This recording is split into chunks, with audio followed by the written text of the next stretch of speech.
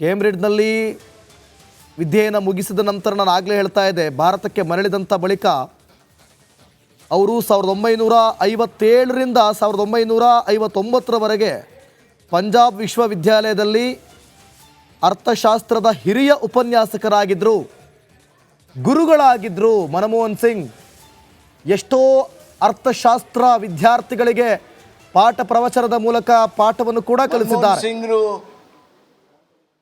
ನಮ್ಮ ದೇಶವನ್ನು ಅತ್ಯಂತ ಸಂಪದ್ಭರಿತ ರಾಷ್ಟ್ರವನ್ನಾಗಿ ಮಾಡಿದ ಒಬ್ಬ ಗಣ್ಯ ನಾಯಕ. ಮನಮೋಹನ್ ಸಿಂಗ್ರವರು ಅಧಿಕಾರವನ್ನು ವಹಿಸಿಕೊಂಡಾಗ ನಮ್ಮ ದೇಶದ ಮಧ್ಯಮ ವರ್ಗದ ಕುಟುಂಬಗಳ ಸಂಖ್ಯೆ 18 ಕೋಟಿ ಇತ್ತು. ಅವರ ಕೆಲವೇ ವರ್ಷಗಳ ಪ್ರಯತ್ನದಲ್ಲಿ ಅದು 36 ಕೋಟಿ ಮಧ್ಯಮ ವರ್ಗದ ಕುಟುಂಬಗಳನ್ನಾಗಿ ಮಾಡೋದರಲ್ಲಿ ಯಶಸ್ವಿಯಾದರು. ಅವರ ಆರ್ಥಿಕ ಧೋರಣೆಗಳು, ಅವರು ತಂದಿರತಕ್ಕಂಥ ಸುಧಾರಣೆಗಳು ಭಾರತ ದೇಶವನ್ನು 5ನೇ ಸಂಪದ್ಭರಿತ ರಾಷ್ಟ್ರವನ್ನಾಗಿ ಮಾಡಿದಂಥ ಕೀರ್ತಿ ಮನಮೋಹನ್ ಸಿಂಗರಿಗೆ ಹೋಗ್ತದೆ. ಮನಮೋಹನ್ ಸಿಂಗ್ರು ಒಬ್ಬ ಅತ್ಯಂತ ವಿನಯವಂತ, ಮಾನವೀಯ ಮೌಲ್ಯಗಳಿಗೆ ಅತ್ಯಂತ ಗೌರವವನ್ನು ನೀಡಿ ಬಡವನ ಬಗ್ಗೆ ಅತ್ಯಂತ ಕಾಳಜಿ ಕಳಕಳಿ ಹೊಂದಿ ನಮ್ಮ ರಾಷ್ಟ್ರವನ್ನು ಜಗತ್ತಿನ ದೃಷ್ಟಿಯಲ್ಲಿ ಅತ್ಯಂತ ಮಹತ್ವದ ರಾಷ್ಟ್ರವನ್ನಾಗಿ ಮಾಡಿದಂಥ ನಮ್ಮ ಮಹಾನ್ ನಾಯಕ ಮನಮೋಹನ್ ಸಿಂಗ್ರವರು ಇವತ್ತಿಲ್ಲ. ನನಗೆ ಅವ್ರ ಜೊತೆಗೆ ಬಹಳ ನಿಕಟ ಸಂಬಂಧ ಇತ್ತು. ನನ್ನ ಕೆಲವು ಸಮಸ್ಯೆಗಳನ್ನು ಸಹಿತ ಅವರು ಎದುರಿಗೆ ಪ್ರಸ್ತಾಪ ಮಾಡ್ತಾಯಿದ್ದೆ. ಅವುಗಳಿಗೆ ಸ್ಪಂದಿಸಿ ಅವರು ಚರ್ಚೆ ಮಾಡುವ ರೀತಿ ನೀತಿ, ಅವರು ನಮಗೆ, ನಾನು ವಯಸ್ಸಿನಲ್ಲಿ ಅಷ್ಟು ಚಿಕ್ಕವನಾಗಿದ್ದರು ಅವರು ನನ್ನ ಜೊತೆಗೆ ಗಂಭೀರವಾಗಿ ಮಾತನಾಡುವ ಅವರ ಆ ವ್ಯಕ್ತಿತ್ವ, ನಾನು ಅವ್ರನ್ನ ಎಂದೂ ಮರೆಯೋದಕ್ಕೆ ಸಾಧ್ಯ ಇಲ್ಲ. ಭಾರತದ ಆರ್ಥಿಕ ವ್ಯವಸ್ಥೆ ಅವರಿಗೆ ಸದಾಕಾಲ ಚಿರಋಣಿಯಾಗಿರುತ್ತೆ. ನಮ್ಮ ದೇಶ ಇವತ್ತು ಇಷ್ಟು ಸಂಪದ್ಭರಿತ ಆಗಬೇಕಾಗಿದ್ದರೆ, ನಮ್ಮ ಜನರ ಬದುಕಿನಲ್ಲಿ ಬಹುದೊಡ್ಡ ಬದಲಾವಣೆ ಆಗಬೇಕಾಗಿದ್ದರೆ, ಅದಕ್ಕೆಲ್ಲ ಮನಮೋಹನ್ ಸಿಂಗ್ರದ್ದು ಭಾಳ ದೊಡ್ಡ ಕೊಡುಗೆ ಇದೆ. ತಮ್ಮೆಲ್ಲರಿಗೆ ಗೊತ್ತಿದೆ, ಮನಮೋಹನ್ ಸಿಂಗ್ರನ್ನು ಅಮೇರಿಕಾದವರು ಸಹಿತ ಅವರ ಮಾರ್ಗದರ್ಶಿಯಾಗಿಯೇ ನೋಡಿದ್ರು. ಬರಾಕ್ ಒಬಾಮಾ ಸಹಿತ Manmohan Singh is one of the great advisers to us. ಅವರ ನೀತಿಗಳು ನಮಗೆ ಪ್ರೇರಣೆ ನೀಡಿವೆ ಅನ್ನುವಂಥ ಮಾತನ್ನು ಹೇಳೋದರ ಮೂಲಕ ಮನಮೋಹನ್ ಸಿಂಗ್ರ ವ್ಯಕ್ತಿತ್ವ ಎಂಥದ್ದು ಅನ್ನೋದನ್ನು ಕೊಂಡಾಡಿದರು. ಜಗತ್ತಿನಲ್ಲಿ ಬಹುತೇಕ ರಾಷ್ಟ್ರಗಳು ಅವರಿಂದ ಮಾರ್ಗದರ್ಶನ, ಸಹಾಯ, ಅವರಿಂದ ಪ್ರೇರಣೆ ಪಡೆಯದೇ ಇದ್ದದ್ದು ಯಾವುವೂ ಇಲ್ಲ. ಅಂಥ ಒಬ್ಬ ಜಾಗತಿಕ ನಾಯಕರ ಸಾಲಿನಲ್ಲಿದ್ದಂಥ ಮನಮೋಹನ್ ಸಿಂಗ್ರನ್ನು ನಾವು ಕಳೆದುಕೊಂಡಿದ್ದೇವೆ. ಭಾರತ ನಿಜವಾಗಿಯೂ ಇವತ್ತು ಅವ್ರನ್ನ ಕಳೆದುಕೊಂಡು ಬಡವಾಗಿದೆ. ನಮ್ಮ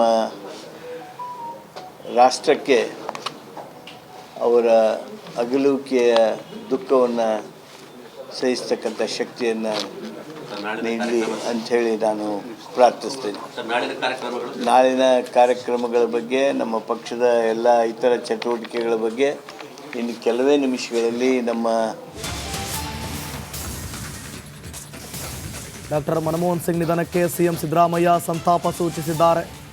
ನಾಳೆ ದೆಹಲಿಗೆ ಸಿಎಂ ಸಿದ್ದರಾಮಯ್ಯ ಪ್ರಯಾಣ ಬೆಳೆಸಲಿದ್ದಾರೆ. ಡಾಕ್ಟರ್ ಮನಮೋಹನ್ ಸಿಂಗ್ ಅಂತಿಮ ದರ್ಶನವನ್ನು ಪಡಿತಾರೆ. ಸಿಎಂ ಸಿದ್ದರಾಮಯ್ಯ ಸಂತಾಪವನ್ನು ಸೂಚಿಸಿದ್ದಾರೆ. ನಾಳೆ ದೆಹಲಿಗೆ ಸಿಎಂ ಸಿದ್ದರಾಮಯ್ಯ ಪ್ರಯಾಣವನ್ನು ಬೆಳೆಸ್ತಾರೆ. ಡಾಕ್ಟರ್ ಮನಮೋಹನ್ ಸಿಂಗ್ ಅಂತಿಮ ದರ್ಶನವನ್ನು ಪಡೆಯಲಿದ್ದಾರೆ. ರಾಜ್ಯದ ಮುಖ್ಯಮಂತ್ರಿ ಸಿದ್ದರಾಮಯ್ಯ,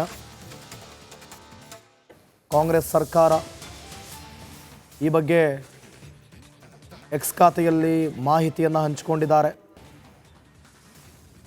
ಮಾಜಿ ಪ್ರಧಾನಿ ಮನಮೋಹನ್ ಸಿಂಗ್ ದೈವಾಧೀನರಾಗಿರೋದಕ್ಕೆ ಸಂತಾಪವನ್ನು ಸೂಚಿಸಿದ್ದಾರೆ. ಜೊತೆಗೆ ನಾಳೆ ದೆಹಲಿಗೆ ಪ್ರಯಾಣವನ್ನು ಬೆಳೆಸಲಿದ್ದಾರೆ ಮತ್ತು ಆರ್ಥಿಕ ಸುಧಾರಣೆಯ ಹರಿಕಾರ ಮನಮೋಹನ್ ಸಿಂಗ್ ಅವರ ಅಂತಿಮ ದರ್ಶನವನ್ನು ಪಡೆದುಕೊಳ್ತಾರೆ. ನಿಜಕ್ಕೂ ಕೂಡ ಒಬ್ಬ ವ್ಯಕ್ತಿ ಈ ಮಟ್ಟದವರೆಗೂ ಬೆಳೆಯೋದಕ್ಕೆ, ಸಾಧನೆ ಮಾಡೋದಕ್ಕೆ, ಆ ಸ್ಥಾನವನ್ನು ತುಂಬಿಕೊಳ್ಳೋದಕ್ಕೆ ಸುಮ್ಮನೆ ಇದ್ದರೆ ಸಾಲೋದಿಲ್ಲ. ನಿರಂತರವಾದ ಪರಿಶ್ರಮ, ನಿರಂತರವಾದ ಯಶಸ್ಸು, ನಿರಂತರವಾದಂಥ ಸಾಧನೆ, ಅನೇಕ ಅನುಭವ ಇವೆಲ್ಲವೂ ಕೂಡ ಇರಬೇಕಾಗುತ್ತೆ. ಒಬ್ಬ ಆರ್ಥಿಕ ತಜ್ಞ ಅಂತ ಅನಿಸ್ಕೊಳ್ಳೋದಕ್ಕೆ ತಮಾಷೆಯ ಮಾತಲ್ಲ ಅದು. ಬಹುತೇಕ ಚಿಕ್ಕ ವಯಸ್ಸಿನಿಂದಲೂ ಕೂಡ ಮನಮೋಹನ್ ಸಿಂಗ್ ಸುಮ್ಮನೆ ಕೂತವರೇ ಅಲ್ಲ. ಅವರ ಹಿಸ್ಟ್ರಿನ ತೆಗೆದು ನೋಡಿದಾಗಲೇ ಗೊತ್ತಾಗ್ತಾ ಇದೆ ಎಷ್ಟರ ಮಟ್ಟಿಗೆ ಅವರ ಎಜುಕೇಷನ್ನಿಂದ ಹಿಡಿದು ಚಿಕ್ಕ ವಯಸ್ಸಿನಲ್ಲಿ ತಾಯಿ ನಿಧನರಾದರೂ ಕೂಡ ಮನಮೋಹನ್ ಸಿಂಗ್ ಅವರ ಅಜ್ಜಿ ಮತ್ತು ತಂದೆಯ ಮಡಿಲಲ್ಲಿ ಬೆಳೆದಂಥ ಮನಮೋಹನ್ ಸಿಂಗ್, ಮಾಜಿ ಪ್ರಧಾನಿ ಮನಮೋಹನ್ ಸಿಂಗ್ ನಿಧನಕ್ಕೆ ಮೋದಿ ಸಂತಾಪವನ್ನು ಸೂಚಿಸಿದ್ದಾರೆ. ಟ್ವೀಟ್ ಮಾಡುವ ಮೂಲಕ ಪ್ರಧಾನಿ ಮೋದಿ ಸಂತಾಪ ಸೂಚಿಸಿದ್ದಾರೆ. ಎಕ್ಸ್ ಖಾತೆಯಲ್ಲಿ ಸಂತಾಪ ಸೂಚಿಸಿದ್ದಾರೆ. ದೆಹಲಿಯ ಏಮ್ಸ್ ಆಸ್ಪತ್ರೆಯತ್ತ ಗಣ್ಯರ ದಂಡೆ ಹರಿದು ಬರ್ತಾ ಇದೆ. ಗಣ್ಯರಿಂದ ಮನಮೋಹನ್ ಸಿಂಗ್ ಅಂತಿಮ ದರ್ಶನ ಆಗ್ತಾ ಇದೆ. ಆಧುನಿಕ ಭಾರತದ ರೂವಾರಿ ಆಗಿದ್ದರು ಮನಮೋಹನ್ ಸಿಂಗ್.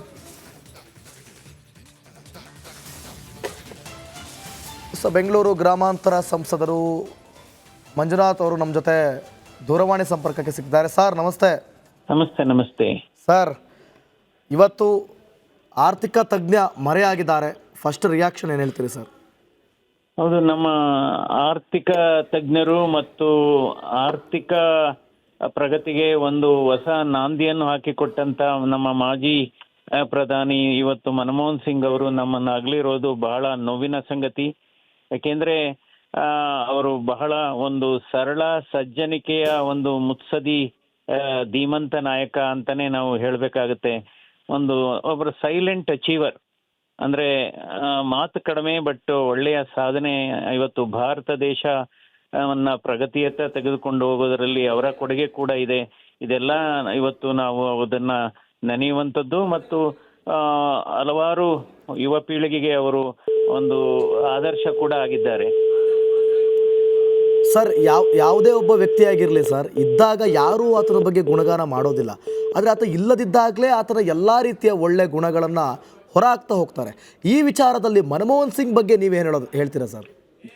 ಇಲ್ಲ, ಯಾಕೆಂದ್ರೆ ಅವರು ಯಾಕೆಂದ್ರೆ ಮಾತು ಕಡಿಮೆ ಆಡ್ತಾ ಇದ್ರು, ಬಟ್ ಅವ್ರದ್ದು ಅಚೀವ್ಮೆಂಟು ಅದ್ಭುತವಾಗಿತ್ತು. ಯಾಕೆಂದ್ರೆ ಇವನ್ನು ಆ ಸಂದರ್ಭದಲ್ಲೂ ಕೂಡ ನಮ್ಮ ದಿವಂಗತ ಮಾಜಿ ಪ್ರಧಾನಿಗಳಾದಂಥ ವಾಜಪೇಯಿ ಅವರು ಕೂಡ ಅವರ ಬಗ್ಗೆ ಒಂದು ಮೆಚ್ಚುಗೆ ಮಾತನ್ನ ಆಡ್ತಾ ಇದ್ರು ಮನಮೋಹನ್ ಸಿಂಗ್ ಅವ್ರ ಬಗ್ಗೆ. ಸೊ ಮನಮೋಹನ್ ಸಿಂಗ್ ಅವರು ಯಾಕೆಂದ್ರೆ ಅವರ ದೂರದೃಷ್ಟಿ ಇತ್ತು ಮತ್ತು ಭಾರತ ದೇಶ ಆರ್ಥಿಕ ಪ್ರಗತಿಯನ್ನ ಸ್ಟೆಬಿಲೈಸ್ ಮಾಡಿದ್ರು ಅವರು. ಅಂದ್ರೆ ನೀವು ಹೇಳೋ ಮಾತು ಅಂದ್ರೆ ಒಬ್ಬ ಒಳ್ಳೆಯ ಕೆಲಸ ಮಾಡಿದಂಥವ್ರನ್ನ ನಾವು ಇದ್ದಾಗ ಜಾಸ್ತಿ